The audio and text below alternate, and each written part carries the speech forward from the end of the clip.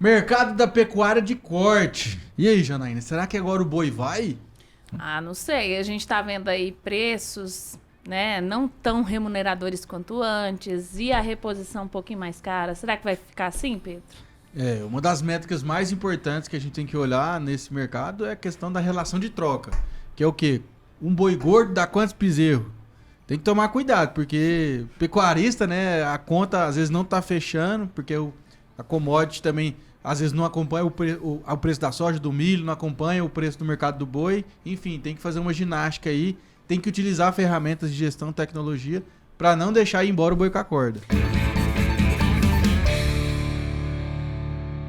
Falou tudo, gestão é tudo na pecuária de corte, porque é nos mínimos detalhes que a gente ganha lucratividade. Já vamos apresentar o nosso entrevistado de hoje. Ele é médico veterinário, especializado em gestão do agronegócio e mestrado em produção de ruminantes. Ele é atual analista de mercado pecuário do IFAG, o Instituto para o Fortalecimento da Agropecuária de Goiás, que é ligado à Federação da Agricultura e Pecuária de Goiás, a FAEG. Eu estou falando dele, Marcelo Penha. Seja muito bem-vindo ao Agro 2. Uma honra Eu ter que você aqui. agradeço mais uma vez. Seja bem-vindo, Marcelo. Sempre à disposição de vocês.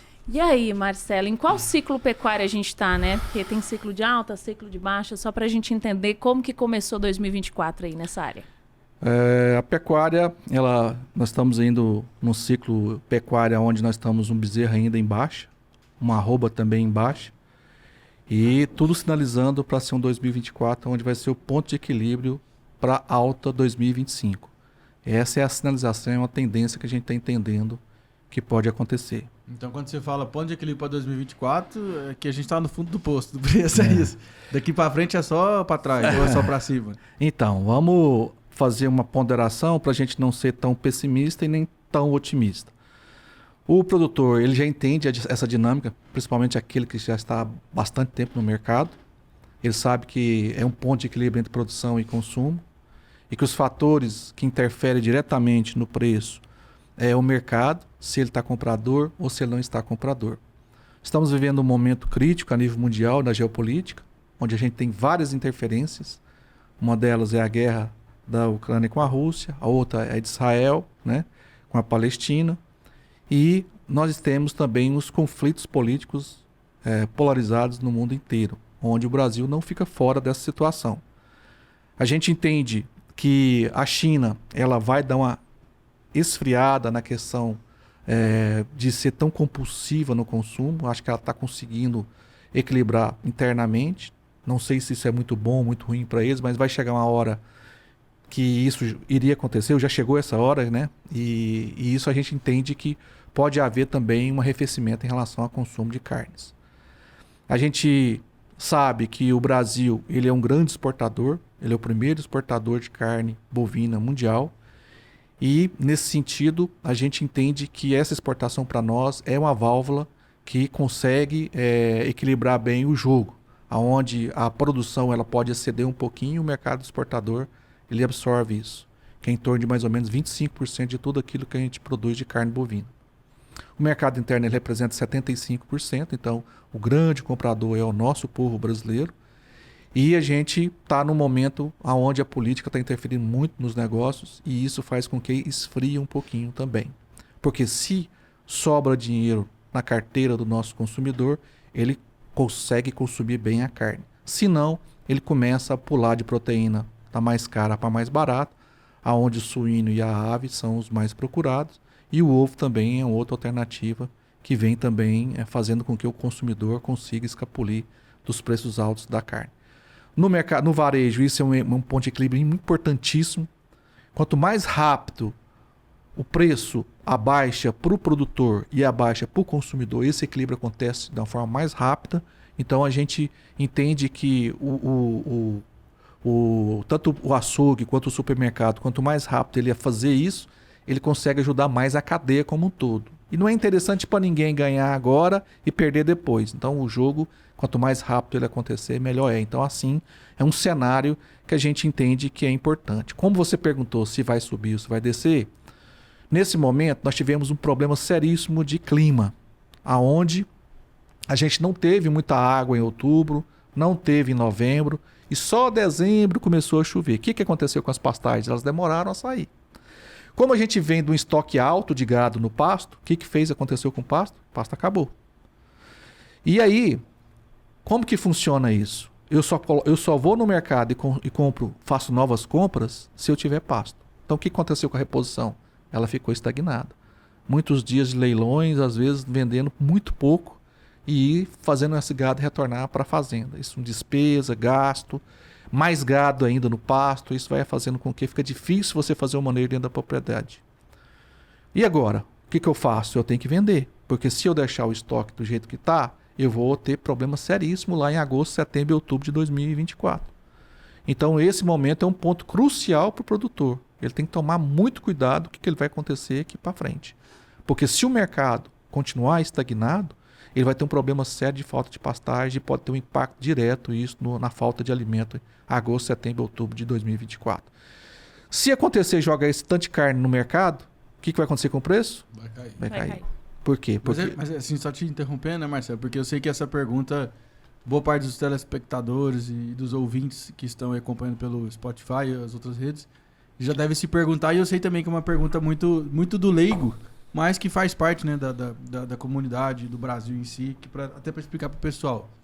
A gente vê o movimento assim, o preço da carne cai, cai, o pecuarista passa a receber menos, mas na gôndola do supermercado esse preço não muda. Né? Assim, o frigorífico, não sei se ele repassa isso para o supermercado mantém. Então, a gente viu os preços pelo contrário, né? A arroba ela cai e o preço da carne no supermercado continua subindo. O consumidor não vê essa diferença de preço. Qual que é a explicação que você enxerga para esse movimento? Eu já tive a oportunidade de participar de um bate-papo com o pessoal do comércio. Uhum. E segundo me foi dito no momento, foi a primeira vez que eu ouvi essa resposta, é que quando você mexe muito no preço lá no varejo, o consumidor fica um pouco ressabiado. Ele está acostumado com o preço, quando ele chega lá não é aquele preço que está para cima, ele freia. Uhum. Então o que eles fazem? Eles dificultam ao máximo a mudança de preço. Eles tendem a estabelecer um preço X e evitar, porque quando você sobe e desce e vai subindo aqueles voos de pica-pau, o consumidor fica perdido. Isso foi uma explicação que eu tive de uma grande rede varejista que até faz sentido. No frigorífico isso não acontece. Acontece o que é de fato. Alta demanda, né? Oferta e demanda pura e simplesmente. Oferta e demanda. Ela que estabelece o jogo, né? Se você tem muito gado ofertado para o frigorífico, o que ele faz? Ele descansa, escolhe o melhor fornecedor e fecha com ele com o preço que ele entende que é o melhor. Quando isso vai para o varejo, aí essa dinâmica muda.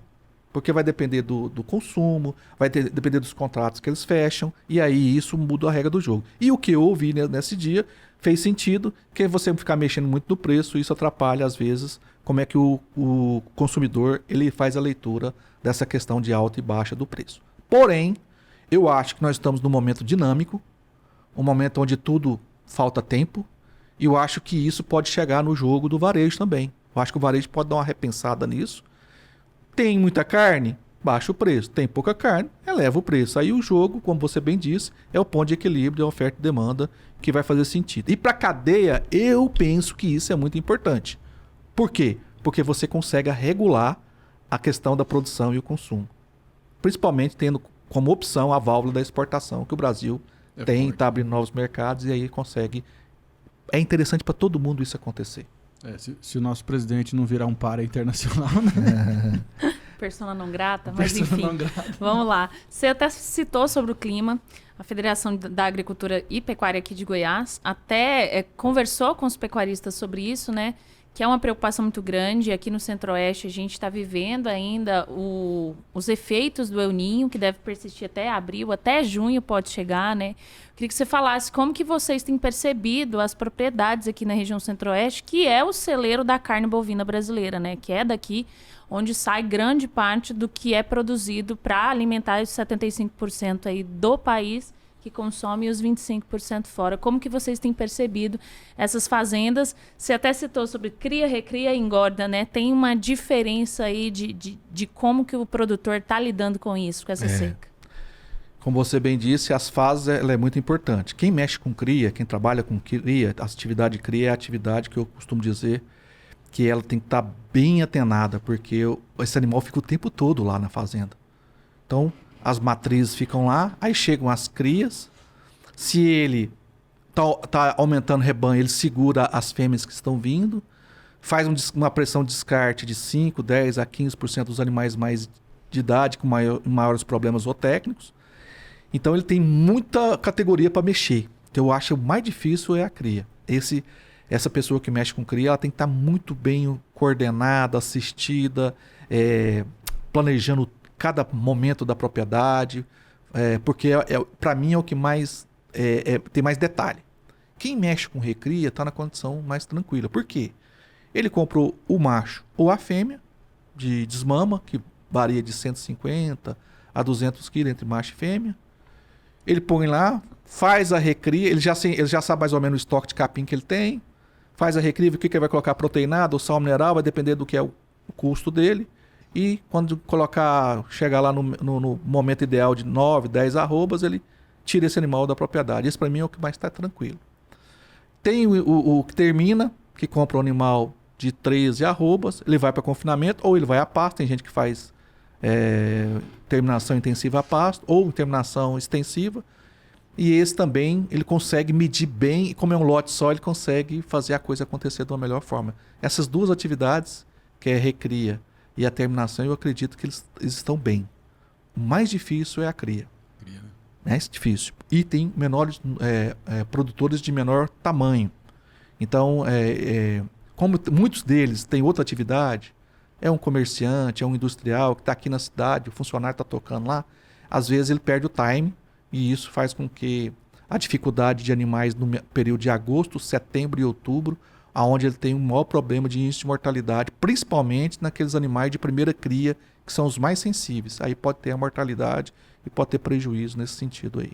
Marcelo, e a gente viu, aí acho que você deve ter até esse preço aí, que eu estou vendo que você está aqui bem preparado aqui, né? O preço do bezerro também, ele deu uma queda assim, bruta, né? Uhum. Assim, drástica, né? Ele caiu, eu lembro de ver bezerro aí a R$3.000, cara. Bezerro de gado de corte aqui em Goiás. E hoje a gente tá vendo bezerro aí de 1.200. 1.300. 1.300. Exatamente. Né? Isso aí é o ciclo da pecuária que, assim, é igual a chuva na cidade, né? Uhum. Todo ano o prefeito sabe que chove, todo ano inunda, todo ano dá problema. E no outro ano se repete, né? E a pecuária a gente vê também que esse ciclo ele se repete muito, né? Então, o preço da fêmea cai, aí ele mata a fêmea, aí sobe, aí fica faltando bezerro, o bezerro sobe. Isso. E essa roda, ela se retroalimenta, né? Exatamente. Então, como você bem disse, hoje nós vai depender muito da genética do animal. Eu considero um animal comercial e um animal top, né? Um animal top, de alta genética mesmo, que você desmama ele aqui com 180, 190, 200 quilos, ele está com preço até bom, dependendo do lugar, 1.800 até R$2.000. Um animal comercial, normal, Pé duro aí? 1.600, não pé duro, porque o pé duro é o cruzado, meio zeboado, né? O normal, comercial normal, sem muita genética, que nós não chamamos de mediano, R$1.600. Esse animal já teve a 2.500, 2.600, o top 3.000, 3.000 e pouco. Então nós estamos aqui lá embaixo, né? Essa é a diferença. Paga a conta, fecha. Na hora que você faz o fluxo de seu caixa lá, tá sobrando dinheiro. Cada produtor ele tem a sua realidade. A forma que ele trabalha, a tecnologia que ele coloca na sua atividade, o tempo que ele leva para fazer o produto acabado, ou o bezerro, ou recria, ou o animal terminado. Então vai depender de cada um. Mas eu te digo com toda certeza, por melhor que seja a conta, a rentabilidade, numa questão normal, ela não é boa. Ela varia na faixa aí de 1 a 2%. Quem toca bem demais da conta pode estar acima disso aí. Quem toca mal demais pode estar abaixo disso aí. Então, Isso na cria, né? Eu falo de uma forma geral. De forma geral, De forma né? geral. Cria, recria, engorda. Uma forma geral. Caramba, é uma margem assim, Bem, conta-gota, né? Tem que tomar apertada, né, muito assim. cuidado, porque às vezes você acha, na hora que o dinheiro entra no bolso, tá com muito dinheiro, mas na hora que você vai repor, na hora que você vai fazer tudo, E é o ditado, né, Marcelo? Gado você ganha dinheiro na compra, né? Sim. Fazer a compra bem feita já é o bom começo, né? Eu costumo dizer que o produtor tem que ser tanta coisa, né? Tem que ser agrônomo, veterinário, zootecnista, tem que ser um vendedor, um Comerciante, comprador, um comerciante. Então, Administrador. é muito difícil. É muito difícil. Mas é possível. E nós, cada vez mais, estamos ficando profissional na atividade para poder fazer com que essa atividade perpetue. Assim, também a gente teve uma evolução muito grande no sentido das ferramentas que existem hoje de trabalho, né? Também. Softwares de gestão para tomar decisão, para saber ter aquilo ali na... Eu vi um sistema esses dias que o produtor comprou o animal, ele vai lá e lança lá, pagou X reais. E aí ele vai alimentando o animal, vai lançando todas as despesas, sanidade, nutrição, mão de obra, arrendo, tudo. E no final ele sai, esse animal sai para você por X. E aí ele já sabe exatamente na unidade, assim, na precisão, quanto que ele tem que vender aquele animal para ter um ponto de equilíbrio. E daí para cima ele ter a lucratividade na atividade. Exatamente. Você falou tudo. Se não tiver esse nível, né? Agora, uma vez tive uma oportunidade de ver um produtor de leite na minha mesa, e até dentro da casa mesmo. E ele me mostrou uma ferramenta de gestão de leite, onde ele faz toda a análise da qualidade do leite até... Ele fez o inverso, da qualidade do leite até o curral. Na hora que eu vi aquilo, fantástico. Olha. Agora, alimentar isso. Você tem que ter um tempo de escritório. O que é tempo de escritório? É sentar, levantar todos os dados, lançar na ferramenta de gestão e depois fazer análise de cada estratificação que você está querendo. Qualidade do leite, preço do leite, custo do leite, capacidade produtiva de cada animal, por pasto, por tipo de volumoso que você está dando. Então, assim, é enorme. Parece que você monta um esquema de guerra, sabe? Para poder dar conta de fazer a atividade tocar. Mas se você for parar para pensar assim, eu queria que você até falasse pro produtor, porque hoje em dia a pecuária é na gestão, é na ponta da caneta que a gente dizia antigamente. O bico da botina. O bico da botina tem que estar ali, o produtor, o dono da propriedade, aquele realmente que toca o negócio, ele tem que sair um pouco do operacional, né? E começar a enxergar essa parte de gestão, né? Sem dúvida. Isso que eu estou falando, que eu chamo de escritório, mas pode ser um papel e uma caneta dele anotando todos os dados que ele tem para poder lá no final ele saber fazer a conta. Será que eu estou ganhando? Será que o que eu estou fazendo é o melhor que pode ser feito? Então essas perguntas ele tem que fazer para ele.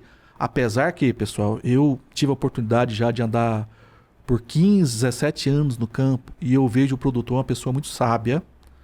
Ele é capaz de entender como é que funciona a dinâmica e o jogo do negócio sem precisar de sentar em banco nenhum ou em qualquer lugar. Mas, quanto mais observação ele tiver, umas informações precisas, anotar, e tiver ajuda na análise desses dados, ou de um veterinário, ou de um zootecnista, ou de um agrônomo, ele vai ser mais assertivo. Ele sabe muito, mas é importante ter esses profissionais do lado para ajudar a fazer as contas e entender onde ele está e para onde ele pode ir no menor risco possível. Isso é importante demais. E assim, ainda tem os fatores externos que muitas vezes, por mais que o produtor tenha as ferramentas, igual você falou, se ele não for observador, se ele não entender o que está acontecendo, eu já vi casos, por exemplo, eu já trabalhei muito com pecuária de corte também, eu já vi casos de fazendas gigantescas, que tem lá 40 mil, 50 mil, 60 mil cabeças de gado. E aí o produtor tem aquele volume de movimentação, de venda muito grande e tal, e milhões e milhões de reais girando, e ele não faz aquele fechamento correto de tirar o dinheiro da roda para ver o que está sobrando, o que está gastando de fato. Aí ele tem 50 mil, no outro ano ele tem 45, no outro ano ele tem 42, no outro ano ele tem 40. Ele vai perdendo assim, silenciosamente. A conta gotas. Isso. E aí a hora que ele vê, a fazenda entrou em RJ, não dá conta de cumprir os compromissos financeiros e o patrimônio foi por água abaixo. Isso acontece muito, principalmente com quem acessa bancos, né? E roda com capital de giro, não dele, mas de terceiro. Caro, né? E aí, como a conta tem que ser paga, na hora que vai no frigir dos ovos, que aperta mesmo, pode acontecer o que você está falando. Porque aí o banco não vai pagar para ele. O amigo não vai pagar para ele. Aí vai ter que sair da correia, da atividade. E aí isso promove um ciclo de declínio econômico que pode inviabilizar a atividade dele. Então, é por isso que ele tem que antecipar isso que você está falando, que sem enxergar. Ele tem que enxergar o jogo. E é só enxergando que ele vai conseguir tomar as decisões corretas para que ele possa permanecer e até mesmo crescer. E eu costumo dizer o seguinte, as fazendas que devem ser visitadas para poder tirar dali um exemplo são as pessoas que vivem da atividade. 100%. Sim, 100% por da quê? pecuária. Porque se ele está crescendo só com a atividade, ele está fazendo uma coisa diferente dos outros. E esse cara tem que ser observado. E se ele for uma pessoa que passa conhecimento, que tem gente que gosta de passar conhecimento, é o cara de encostar e de trocar uma ideia. Antigamente em Goiânia tinha o Café Central, lembra? Lembro demais. Esse lugar era lugar de trocar ideia. E eu tô percebendo que isso está acabando. Virou o grupo de WhatsApp. Virou o grupo de WhatsApp. E aí, será que o grupo de WhatsApp consegue ter a fidelidade que precisa para poder tomar as decisões? Essa é a pergunta e essa é a questão. E nós temos muitas instituições que conseguem fazer isso muito bem. O Senar é uma delas, o Sebrae é outra delas, né? A própria Emater é outra delas, a Secretaria de Agricultura é outra, e outras instituições particulares aí que pode ter a ajuda deles para poder tomar a melhor decisão dentro da propriedade. Utilizar o que for possível, né? E tem Sempre. tanta ferramenta que é gratuita, por exemplo, na nota fiscal que o produtor já paga, já tem embutido, né, o valor ali que ele paga para o sindicato daquela região, que é revertido para o Senar, que é revertido em curso, para ele usar isso mesmo, né, Marcelo? 1,3%? O Senar, você fala, porque o Fundo Rural é 1,3%. Para o Senar vai 0,2%. Aí isso é o que a Janaína está falando, que é importante ele acessar, porque ele já paga isso. Já está disponível Já é dele, para né? ele. Só ele fazer um planejamento dentro da atividade dele, para ele poder se organizar ou participar fora, ou participar dentro da propriedade, chamando o mobilizador do sindicato para realizar na propriedade dele mesmo ali um evento focado naquilo que ele acha interessante para ele, né? E outra coisa que eu costumo dizer, a gente percebe que o produtor está cansado de ir em eventos. Você chama, ele não vem. E com certa razão, porque às vezes ele não consegue nem ter tempo de sair da atividade dele lá do dia a dia. Você vê, imagina um cara que tira aí 1.000 litros, 2.000 litros de dia. Como é que ele faz para poder deixar 3, um 4 vezes tempinho no dia, né? para poder ir lá na cidade ver uma feira Puxado, importante, né? Mas eu acho que é de extrema importância, porque na hora que você estratifica o fluxo de operacional dentro da sua atividade, por exemplo, irrigação. Eu acho fantástico a irrigação. É difícil, é problemático, mas ela te assegura uma produção. Você não vai depender de chuva. Se você tem água e você conseguir segurar essa água na sua propriedade, você consegue manter uma produção certeira daquilo que você precisa no momento mais crítico. Então, é uma atividade. Será que ele sabe tudo sobre isso? Eu acredito que não. Então, ele tem que ir buscar essa ferramenta. E aí, isso assessorado também com pessoas que saibam. Isso é um fator diferencial. Aí você vai falando acasalamento, por exemplo, quem faz cria. Quanto é difícil você fazer um acasalamento? Será que ele sabe tudo de acasalamento? Eu acho que não. Será que eu preciso trazer um cara ou eu ir lá também conhecer um pouquinho para poder direcionar? É outra coisa importante. E a TF, né? E a TF. Aí vem outras coisas, vem a parte operacional de máquinas, por exemplo, processamento e silagem. Você gastou ali R$4.000 por hectare para produzir um volumoso. Na hora que você for cortar ele, você cortou ele abaixo do tamanho ideal da partícula, vai compactar demais, vai fermentar no home, vai dar uma diferença na capacidade produtiva do animal. Uma coisa pequenininha. Detalhe. Então, a parte de conservação de silagem também. Solo. Né? Conservação de silagem, até muito, né? É igual eu falei para vocês, o produtor tem que ser tanta coisa, mas infelizmente, ou felizmente, ele precisa de ter essas pessoas do lado dele, ter essa condição para ele poder fazer essas contas. A gente sabe que é difícil, porque muitos produtores nunca sentou no banco de uma escola. Como é que ele vai fazer o acompanhamento disso? Mas tem a parte do Senar que ensina a fazer fazenda. Já é alguma coisa. Já faz parte, né? Eu lembro quando eu montei o treinamento de manejo de pastagem do Senar, a dúvida era, poxa, mas tem tantas vertentes que falam sobre manejo, qual que você vai atuar? Eu vou entrar e vou atuar naquela solo, planta, animal. E montamos o treinamento. E o treinamento foi evoluindo, e foi crescendo, e foi dando um monte de gente, foi dando pitaco, foi absorvendo isso. Hoje o treinamento é um treinamento fantástico, manejo de pastagem.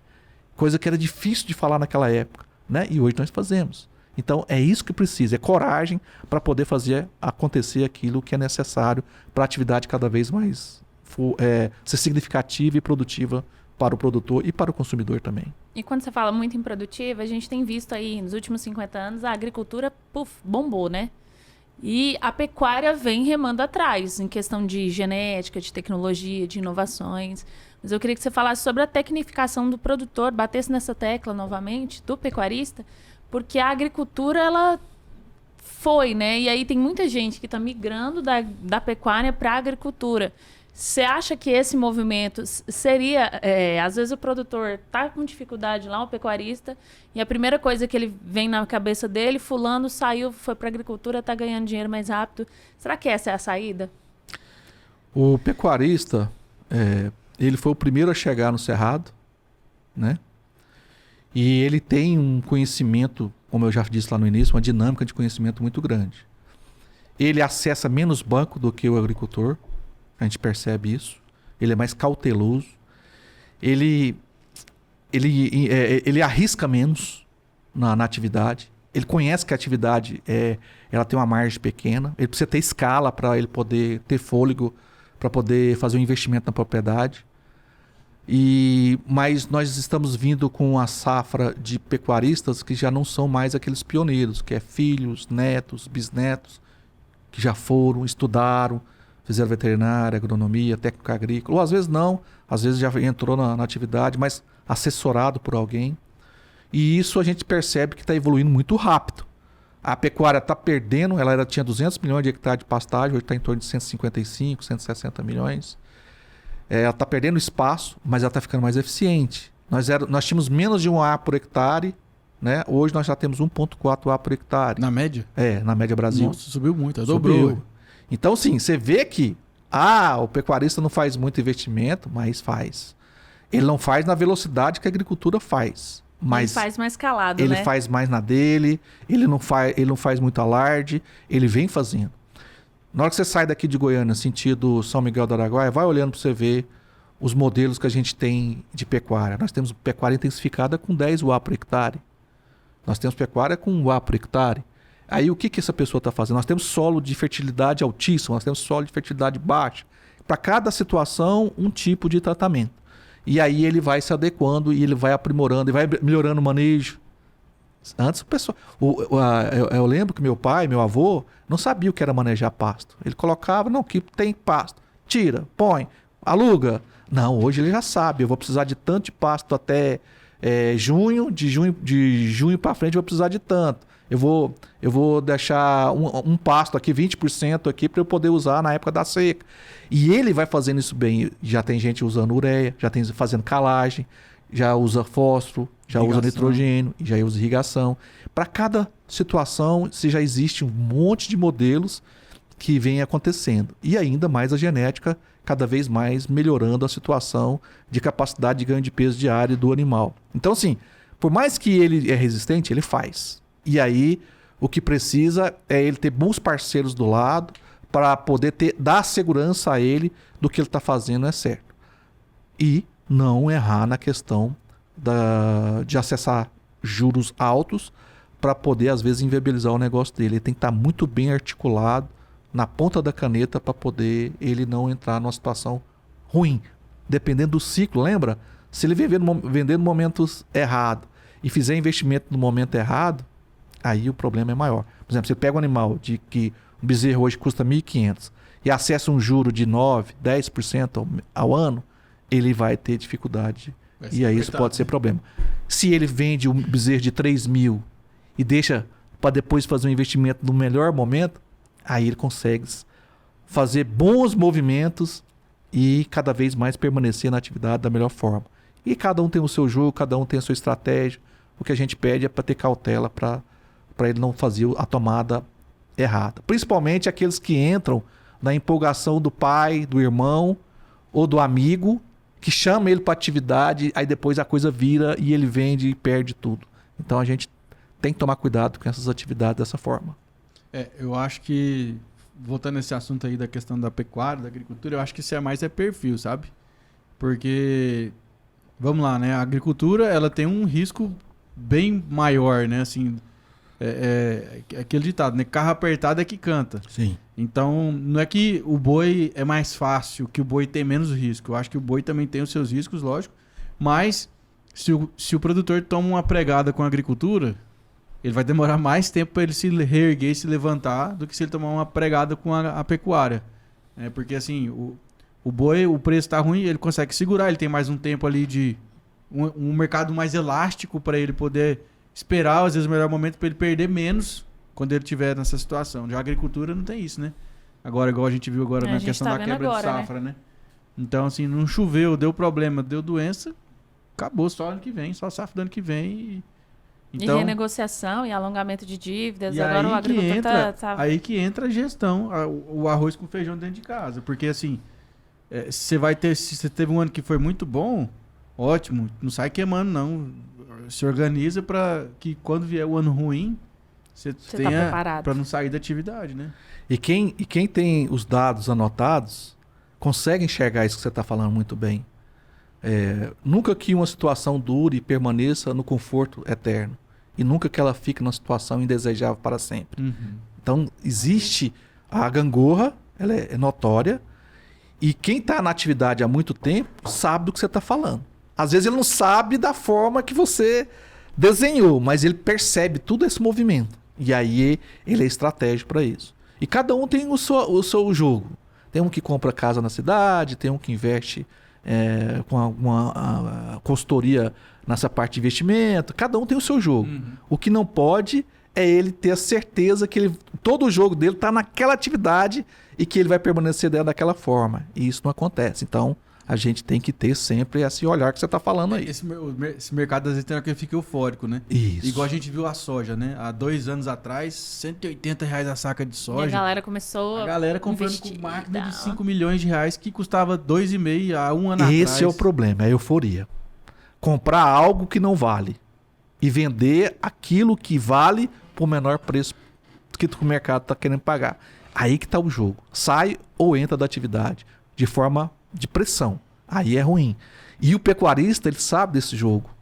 Por quê? Porque ele já vem de muitos anos. Então, couro grosso já. Ele já sabe. E qual que é o capital melhor, que ele mais estima? É a terra. É a fazenda. Então ele sabe desse jogo. Ele não quer perder a terra para banco e para nenhum financiador. Então ele entende esse jogo muito bem e passa para o seu histórico, para os seus filhos, e aí só que não pode permanecer naquilo que você falou, ficar muito tempo sem elaborar nada, sem não inovar. Não.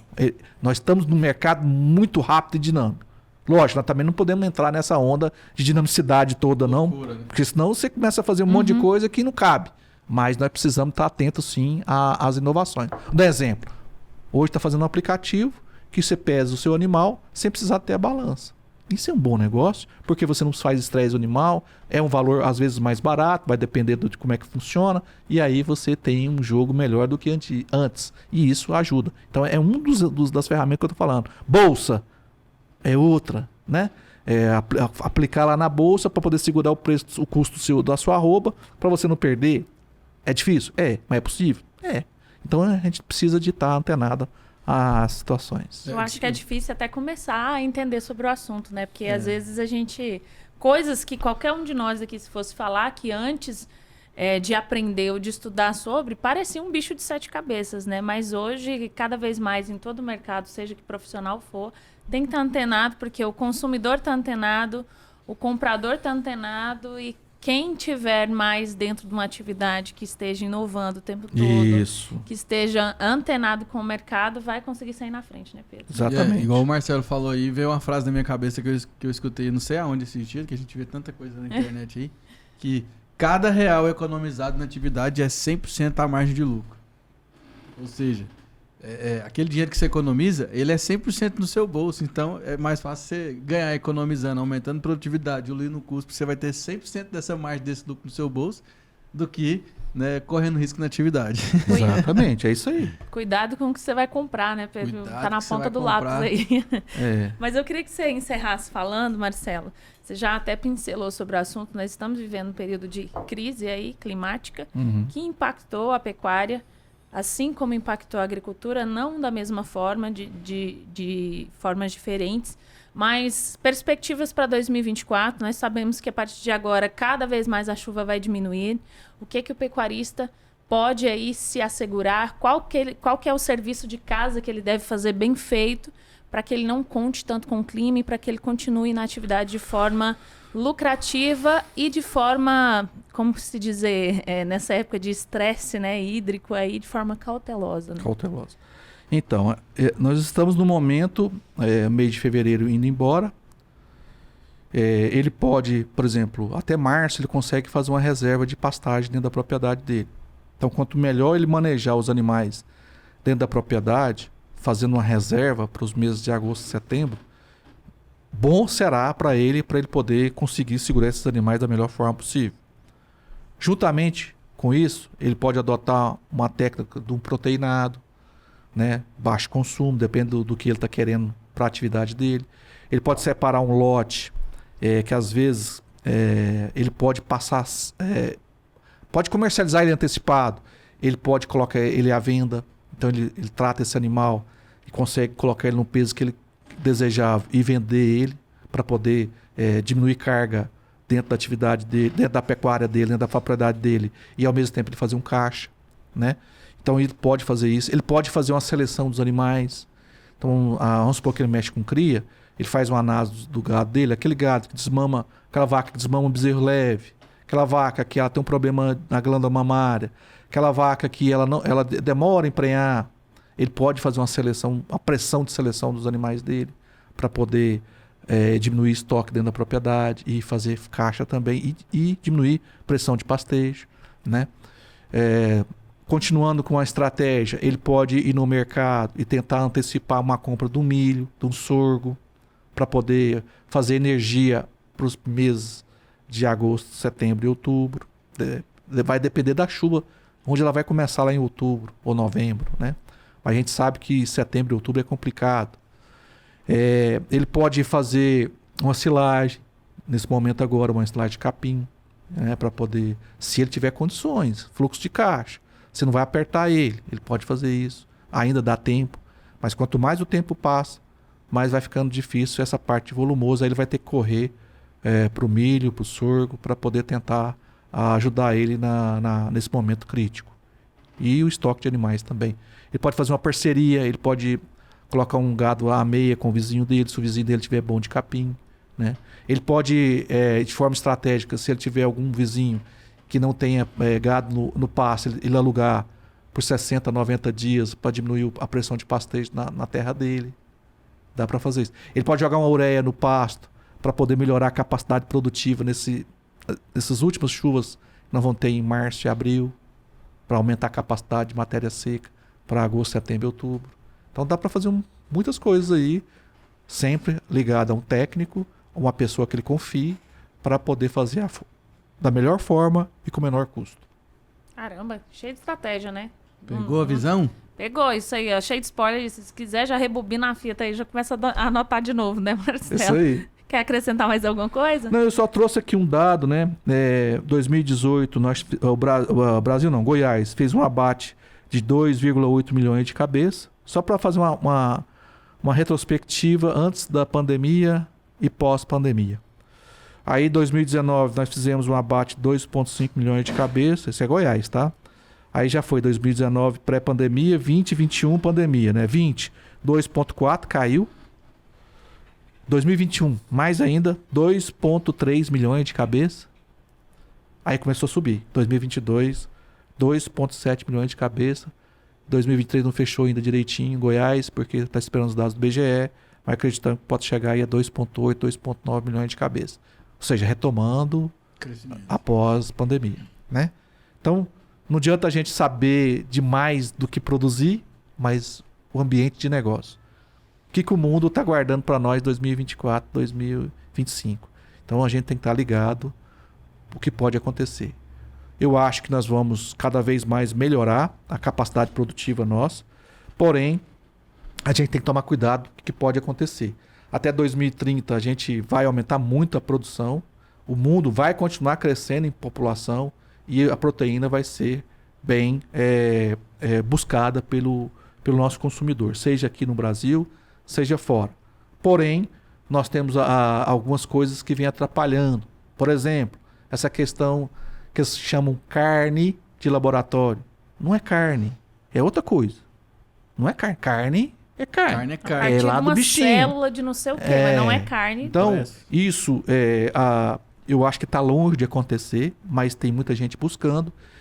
Só que a gente entende quantos anos a pecuária trabalhou para chegar no que nós temos hoje de uma carne de qualidade. Então, o produtor tem que estar ligado no que está acontecendo no setor e fora do setor, para ele não ser pego de surpresa e a gente começar a ter problemas de recurso dentro da propriedade. Então, ligado a isso aí, que eu queria fazer essas observações. Tem muitas outras coisas aqui, mas em outro momento a gente volta para poder estar falando com vocês.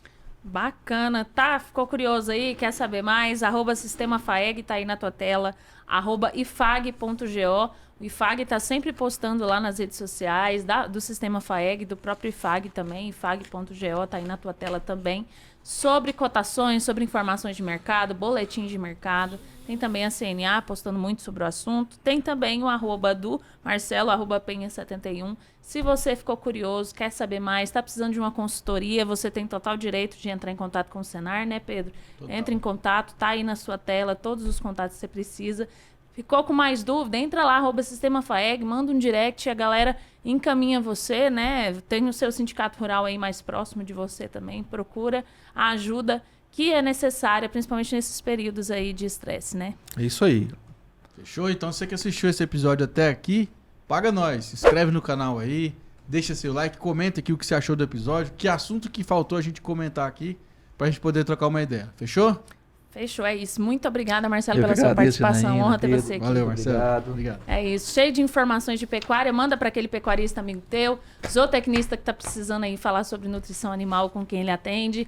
E é isso, espero que você tenha gostado. Mais informações sobre pecuária, agro2.com.br, notícias quentinhas do agro todos os dias para você. E também nas nossas redes sociais, @portalagro2. Espero que você tenha gostado e até a próxima. Tchau, tchau.